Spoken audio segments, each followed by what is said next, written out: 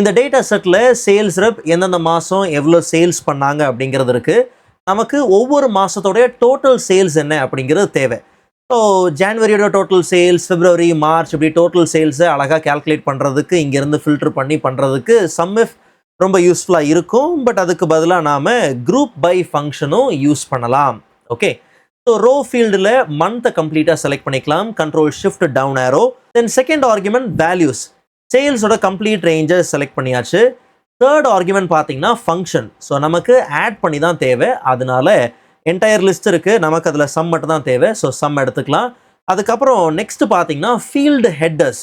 So நமக்கு field headers பார்த்தீங்கன்னா இருக்குது அண்ட் அதை காமிக்கவும் பார்த்தீங்கன்னா செய்யணும். Yes, the field data as headers and they should be shown in the result. So நமக்கு காமிக்கவும் செய்யணும். ஸோ 3 அப்படிங்கிற நம்பர் எடுத்துக்கலாம்.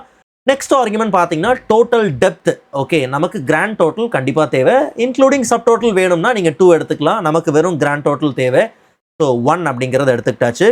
அண்ட் கடைசியாக பார்த்தீங்கன்னா ஷார்ட் ஆர்டர். ஸோ எந்த காலமை பேஸ் பண்ணி நீங்கள் ஷார்ட் பண்ண போகிறீங்க? ஸோ நமக்கு செகண்ட் காலமை பேஸ் பண்ணி தேவை. ஸோ 2. அண்ட் இதுக்கு அடுத்தது ஃபில்டர் அரே, ஃபீல்ட் ரிலேஷன்ஷிப் இதெல்லாம் இருக்குது. ஸோ கண்டிப்பாக இதெல்லாம் ஆப்ஷனல் ஆர்குமெண்ட், கண்டிப்பாக யூஸ் பண்ணணும்னு அவசியம் கிடையாது. ஓகே, ஜஸ்ட் ப்ராக்கெட்டை க்ளோஸ் பண்ணிவிட்டு என்டர். அண்ட் இதில் இன்னொரு முக்கியமான விஷயம் என்னென்னா, நமக்கு எல்லா டேட்டா வந்துருச்சு, பட் ஸ்பில் ஆகி தான் பார்த்தீங்கன்னா வந்திருக்கு. ரிசல்ட்டு ஸ்பில் ஆகி வந்திருக்கு. கண்ட்ரோல் A கொடுத்து செலக்ட் பண்ணி கண்ட்ரோல் C கொடுத்து காப்பி பண்ணிவிட்டு கண்ட்ரோல் ஷிஃப்ட் V கொடுத்து ஆஸ் அ வேல்யூவாக அந்த இடத்துல பேஸ்ட் பண்ணிடுங்க. ஓகே, லேட்டஸ்ட் வெர்ஷன் யூஸ் பண்ணுறீங்கன்னா கண்ட்ரோல் ஷிஃப்ட் V வேலை செய்யும். இல்லைனா கண்ட்ரோல் ஆல்ட் V கொடுத்து மறுபடியும் V ப்ரெஸ் பண்ணுங்க. நான் சொல்கிறது புரியுதா? கண்ட்ரோல் ஆல்ட் V மறுபடியும் V ப்ரெஸ் பண்ணிங்கன்னா வேல்யூஸ் வந்துடும். அதுக்கப்புறம் நீங்கள் ஓகே கொடுத்துக்கலாம். ஓகே, அண்ட் இதுக்கப்புறம் நார்மலாக நீங்கள் என்ன பண்ணுங்கள், இந்த மாதம் நமக்கு சரியான ஆர்டரில் வரல. ஸோ அதை செலக்ட் பண்ணிவிட்டு ஜஸ்ட் நீங்கள் நேராக ஹோம் டேப்லேயே பார்த்தீங்கன்னா கஸ்டம் ஷார்ட் இருக்கும். அதில் காலமில் ஷார்ட் பை மந்த் எடுத்துக்கிடுங்க.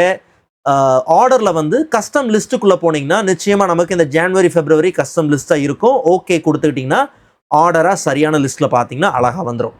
என்னடா இது எடிட் பண்ணும் போதெல்லாம் இங்கே இருக்கிற நம்பர் மாறுதேன்னு பார்க்குறீங்களா? ஆக்சுவலாக இதுக்கு பின்னாடி இருக்கிறது ரேண்ட் பிட்வீன் அப்படிங்கிற ஃபங்க்ஷன் பார்த்தீங்கன்னா செயல்பாட்டில் இருக்குது. ரேண்டம் நம்பர்ஸ் இருக்கிறதுனால அப்படி வருது. ஓகே, ஆனால் அதை விட முக்கியமான விஷயம், இங்கே நம்பர்ஸ் சேஞ்ச் ஆனதுக்கப்புறமும் இங்கே மாறல, கவனிச்சிங்களா? அதுக்கான காரணம் நாம் கெட் பண்ண ரிசல்ட்டாக இல்லாமல் அதை ஆஸ் அ கான்ஸ்டன்ட் வேல்யூவாக பேஸ்ட் பண்ணிட்டோம். அதனால பார்த்தீங்கன்னா இங்கே நடக்கக்கூடிய சேஞ்சஸ் இந்த ரிசல்ட்டில் ரிஃப்ளெக்ட் ஆகலை. ஸோ அதனால் கான்ஸ்டன்ட் வேல்யூவாக நீங்கள் அதை சேஞ்ச் பண்ணுறதுக்கு முன்னாடி இதெல்லாம் நீங்கள் ஞாபகம் வச்சுக்கணும். அஃப்கோர்ஸ் இதை ஒரு டேபிளாக மாற்றிட்டிங்கன்னா இன்னுமே சூப்பராக இருக்கும். இல்லை ஃபார்மெட்டாவது பண்ணி வச்சுக்கிடுங்க. Control T, just okay.